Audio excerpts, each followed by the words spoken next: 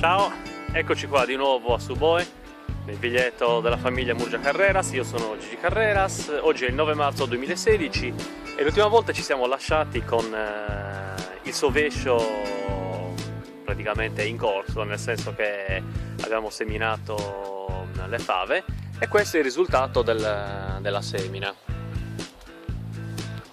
Come si può vedere, le fave sono cresciute, sono ancora in fiore, quindi questo è il momento giusto per tagliarle, perché vuol dire che la pianta sta ancora fissando l'azoto e quindi lo sta recuperando dall'atmosfera per poi rilasciarlo nel fusto della pianta e nelle radici.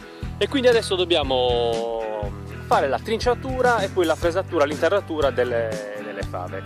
Io non ho a disposizione un trinciatore, i miei amici non ho a disposizione un trinciatore, però ho con me un bellissimo strumento che è il decespugliatore e che quindi utilizzerò per trinciare le fave in modo che poi quando arriva l'amico per interrarle siano già abbastanza rotte. Quindi adesso io farò quest'opera, non posso riprendere perché non c'è la mia compagna che sta facendo, che mi può fare i video, quindi faccio il lavoro e poi vi faccio vedere il lavoro finito. A dopo. Ok, ho terminato di trinciare le fave col decespugliatore, ho lasciato giusto 3 file di fave perché queste sono fave buone da mangiare, quindi queste me le raccolgo più in là quando ci saranno i frutti, quindi i bacelli, e me le mangio, che mi piacciono molto tra l'altro le fave.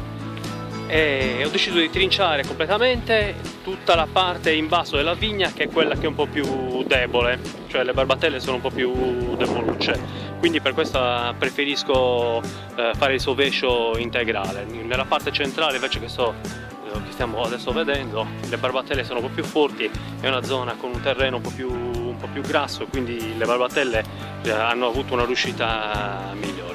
Per cui adesso aspettiamo che arrivi Alberto col trattore per la fresa e vi do appuntamento a dopo. Ciao! Ecco qua, questo è Alberto col trattore che sta interrando le fave trinciate. È iniziato da uno dei filari di mezzo e quindi adesso facciamo il lavoro di trinciatura, di interratura, quindi fresatura e interratura delle fave, e poi al lavoro ultimato ci rivediamo qua. Eccoci qua, abbiamo terminato di interrare le fave, si vedono anche i buchi che stiamo facendo per il rimpiazzo delle fallanze. C'è ancora un po' di vegetazione, ma questo va benissimo perché ci dice due cose. Innanzitutto che la concimazione che abbiamo fatto a novembre con pollina, quindi con letame organico, ha funzionato perché ha dato delle buone sostanze al terreno, l'ha ingrassato. E secondo perché una vegetazione ricca è sintomo di un terreno vivo in cui ci sono dei microrganismi e questo non può che fare bene alla nostra vigna. Quindi direi che sono piuttosto soddisfatto e l'operazione di sovescio penso che sia andata a buon fine. Ce ne renderemo conto quando la vigna starà vegetando. Per adesso sono molto soddisfatto. Alla prossima, ciao!